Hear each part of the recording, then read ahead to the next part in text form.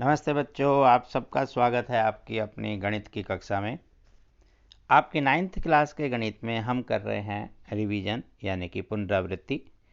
और हम पढ़ रहे थे आपका पहला अध्याय संख्या पद्धति, जिसके बारे में हमने कुछ सवाल आपके किए थे रिवीजन के तौर पर। आइए आगे बढ़ें कुछ और सवालों के साथ। ये आपकी जो वर्कशीट 4, 5 और 6 मिली थी उस पर आधारित है। कुछ आपके बहुविकल्पीय प्रश्न हैं, कुछ आपके पूरा उत्तर निकालने के हैं। निम्न में से कौन सबसे बड़ा है? केवल उत्तर देना ही होगा और साथ साथ हम कुछ चीज़ें भी समझेंगे। यदि आपने पहले नहीं पढ़ा है तो मैं आपको एक बार फिर से याद दिला दूं कि इस चैप्टर की अलग से आप वीडियो भी देखना चाहें कि चैप्टर 1 में हमने क्या क्या पढ़ा था डिटेल में, तो इसी वीडियो के नीचे डिस्क्रिप्शन बॉक्स में आपको लिंक मिलेंगे। वर्कशीट वाइज भी मिलेगा 9th 10th का, और अलग से मिलेगा कक्षा 9th का चैप्टर 1 के नाम से। तो वहाँ आप इसे देखें, 3-4 वीडियो हैं 15-15 10-10 मिनट की, जिसमें सबकी बातों को अच्छे से बताया गया है। तो यहाँ बात करेंगे निम्न में से कौन सबसे बड़ा है। कई बार आप देखते ही पता लगा सकते हैं, फिर भी थोड़ा एक बार चेक करते हैं। एक है 4 की 2, सोल्व करेंगे तो 4 गुना 4 16 है, करने की ज़रूरत नहीं। अभी सबको 4 के रूप में छोड़ देते हैं। यहाँ दूसरा है 16 की घात 3/2। तो आइए हम इन सबको एक बार 4 के रूप में बनाना सीखें। अगले पेज पर थोड़ा सा डिटेल में लिख लेते हैं। ये आपके पास दिए हुए हैं, इनमें देखना कौन बड़ा है कौन छोटा है। तो 4 की 2 को तो ऐसे ही छोड़ देते हैं। 16 को आप लिख सकते हैं फिर से 4 की 2, और इस पूरे की घात है 3/2। अब आपको पता है कि जब ये ऐसे घात और पूरे ब्रैकेट के बाद में घात, पावर, डिग्री, शक्ति, जो भी आप कहें, तो ये आपस में गुना हो जाती है। घातांक के नियम में आपने पढ़ा। तो ये हो जाएगा 4 और पूरे की घात में 2 गुना 3/2।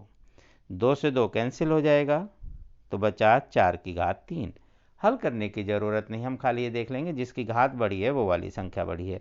तो अभी दोनों में अगर हम कंपेयर करें तो ये 4 की घात 2 है, यानी कि 4 गुना 4 16 है। ये 4 3 बार आ रहा है, यानी कि 16 चौके 64। तो अभी तो यही बड़ा है। और आगे चेक कर लेते हैं।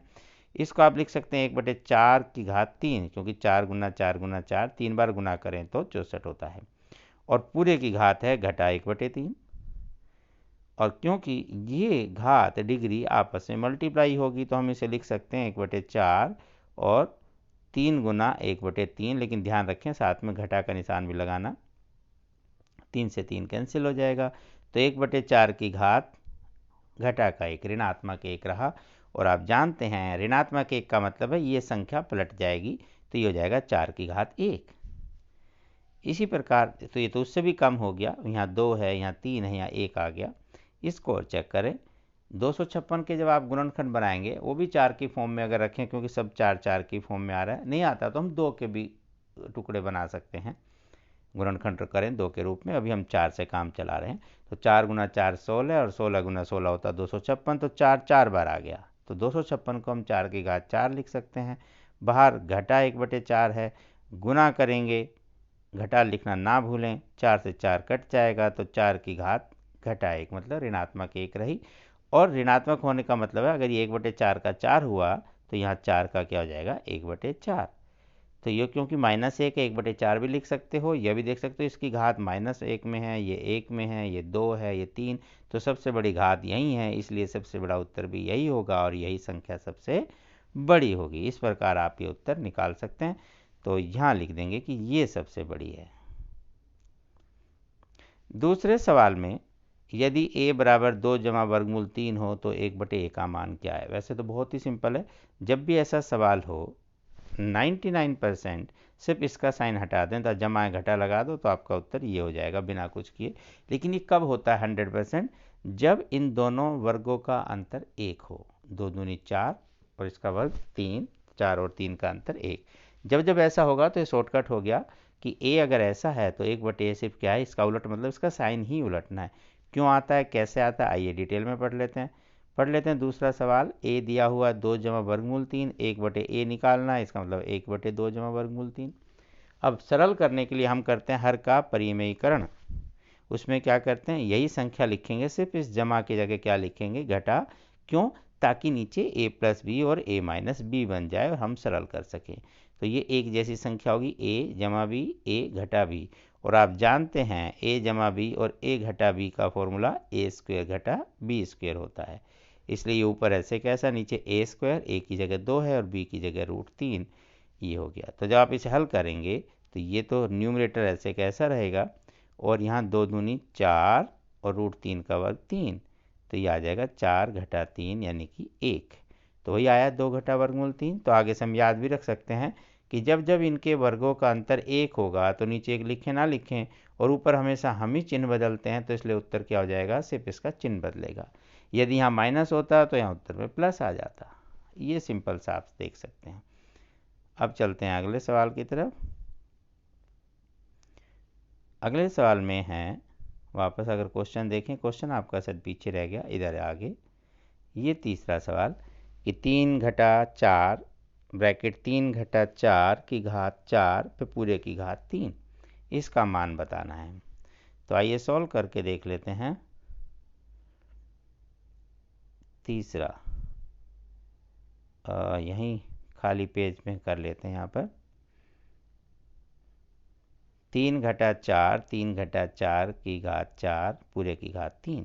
तो जैसे आप जानते हैं 3 में से 4 गया -1, बाकी ऐसे कैसा लिखें, अभी यहाँ -1 हो गया ऋणात्मक, इसकी घात 4 है, फिर पूरे की घात 3। अब 1 की घात तो कितनी भी करें 1 ही रहेगा। हाँ, ये -1 की घात 4 थी, इसलिए ये माइनस की बजाय +1 हो जाएगा, और यहाँ होगा 3 घटा, यहाँ तो प्लस हो गया, लेकिन जब 1 को 4 से गुना करेंगे तो घटा 4 ही रहा, और बाहर इसकी घात हो गई 3, जो कि ये हुआ घटा 1 फिर पूरे की घात 3। और जब विषम संख्या बार आप ऋणात्मक चिन्ह को गुना करते हैं तो ऋणात्मक ही रहता है, और 1 की गुना तो 1 रहेगी। तो इसका उत्तर कितना आ गया, 1। तो यहाँ आप लिख सकते हैं उत्तर 1। ये आपका उत्तर हो जाएगा -1। निम्नलिखित में से कौन a के बराबर है? इसे देखें, अगर जरूरत ही नहीं पड़ेगी करने की। ये क्या बराबर हो सकता है कि नहीं, ये तो अलग संख्या है और घटाने में कुछ होता नहीं है। भाग होता तो हम पावर को घटाते, तो यहाँ ज़्यादा हल भी नहीं हो पाएगा। बी ऑप्शन को देखें तो 12 का मतलब है अंदर आके वो 1/12 होगा। ये पहले ही 4/3 है, तो 1/12 4/3 से कुछ ऐसा नहीं नज़र आ रहा कि कट जाएगा। यहाँ देखते हैं, इसका मतलब है कि 3, और यहाँ वर्गमूल का मतलब होता है /2, तो ये 3/2 हो जाएगा, और यहाँ 2/3। तो पावर गुना होगी तो 3/2 और 2/3 ये मिला के तो वैसे ही 1 हो जाएगा।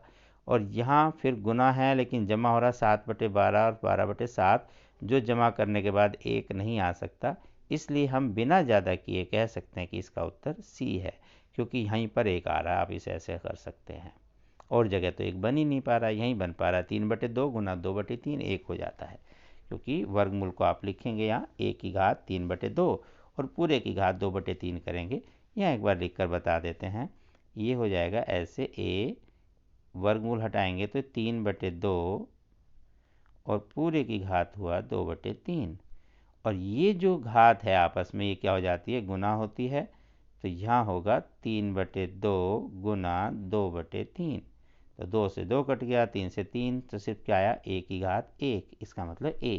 तो यही वो उत्तर है जो a के बराबर है। अब आपके पास कुछ सवाल है ये डिटेल में करने का कि थोड़ा सा हम करेंगे। यहाँ बहुविकल्पी नहीं है, उत्तर नहीं छाटना। पहले 2 सवाल जोड़ने के हैं, फिर गुना करने का है, और फिर भाग करने का है। देखने में लगता है शायद ये भी गुना का होगा, बट यहाँ लिख दिया भाग करना, तो भाग करेंगे। फिर है कुछ सरल करने वाले सवाल हैं, आप इन्हें सरल करेंगे, फिर x का मान ज्ञात करने वाला। ऐसे 2-4 सवाल आइए अलग पेज पर कर लेते हैं। पहला सवाल है √125 जमा 2 √27 जमा घटा 5 √5 घटा √3। 5 5 5 125, आप गुणनखंड बनाएंगे, 5 बाहर आ जाएगा। पहले आप ऐसे गुणनखंड बना के लिख दें सबको, और ये क्योंकि जमा ही करना है तो एज इट इज रहेगा, कोई फ़र्क नहीं है। 5 √5, यहाँ पर 3 आएगा तो 2 3 6 √3, फिर 5 √5, फिर घटा 3। कुछ कटता नज़र आता है तो आप काट देंगे, बाकी ज़्यादा कुछ होगा नहीं। तो 3 दूनी 6 √3 घटा √3, तो 6 में से 1 गया 5 √3। दूसरा सवाल √7 घटा √11, और दूसरा है √5 घटा √11 जमा √13, और आपस में इनको जोड़ना है। तो जोड़ेंगे, एक जैसा कुछ होगा तो काट देंगे, नहीं कुछ होगा तो कुछ नहीं कर पाएंगे, जमा घटा कर सकते हैं। तो √5 के अलावा कोई नहीं है, 7 भी एक बार है, ऐसे कैसा प्लस करें।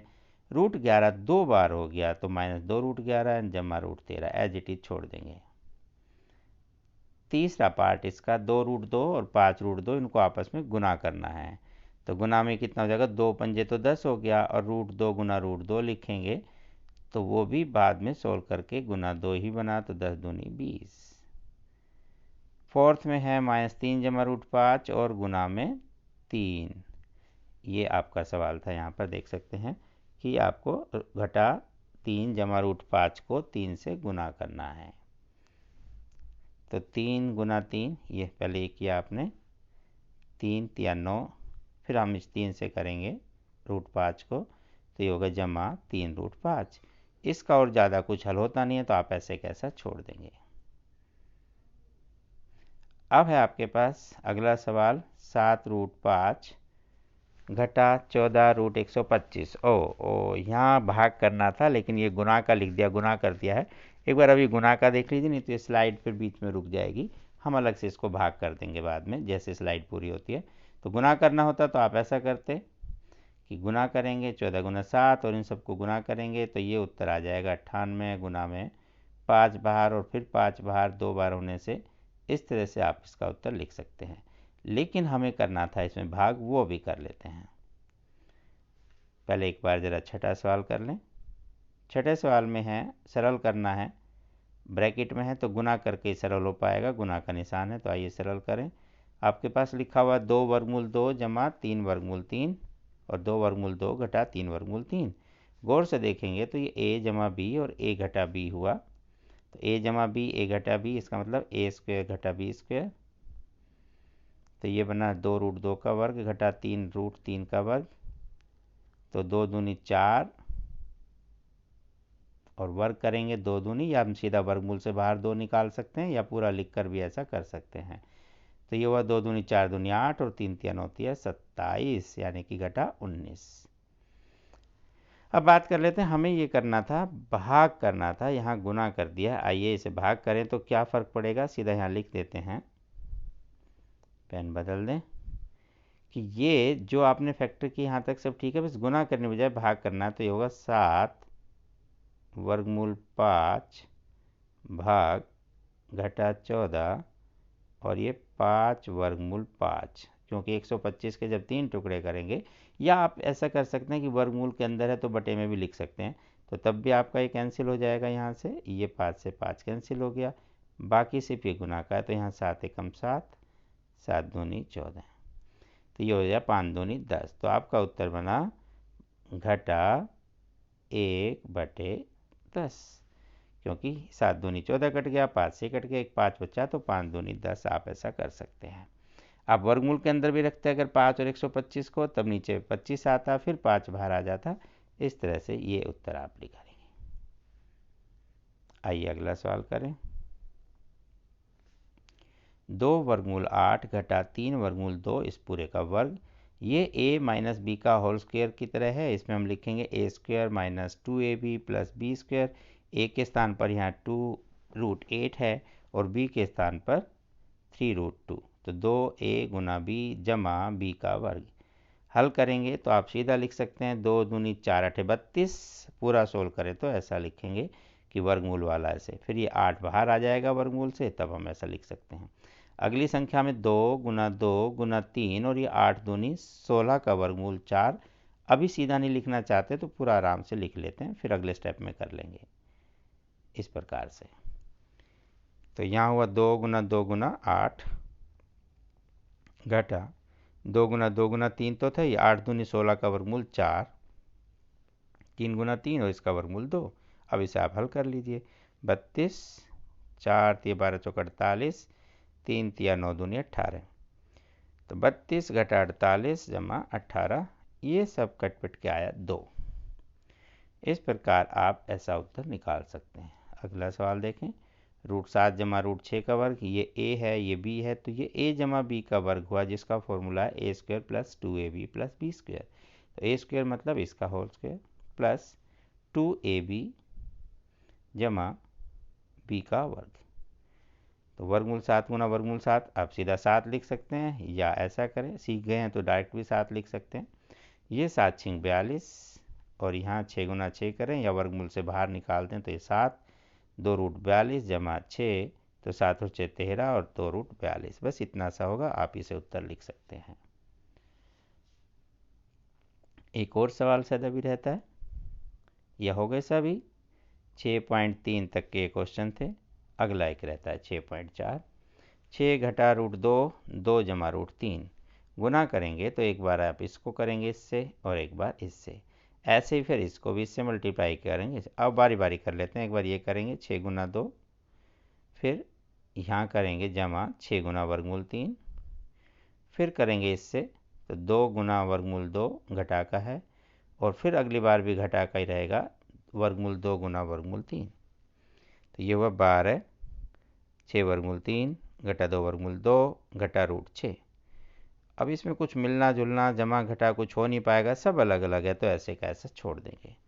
इस प्रकार हम इन सवालों को करेंगे। एक सवाल हमारे पास और बचता है अभी, मान निकालना x का दिया हुआ ये, तो बराबर का चिन्ह है, यदि आधार बराबर है तो हम घात ज्ञात कर सकते हैं, जो भी अज्ञात राशि है। तो पहले यहाँ 3 वर्गमूल में यहाँ 3 है, तो इसे बिना वर्गमूल के बनाना चाहें तो आप लिखेंगे 3 की घात 1/2 पूरे के साथ x है ही, और यहाँ 3 की घात 7, ये गुना होके हो जाएगा 1/2 गुना x, यानी कि x/2, और वो बराबर है 7 के।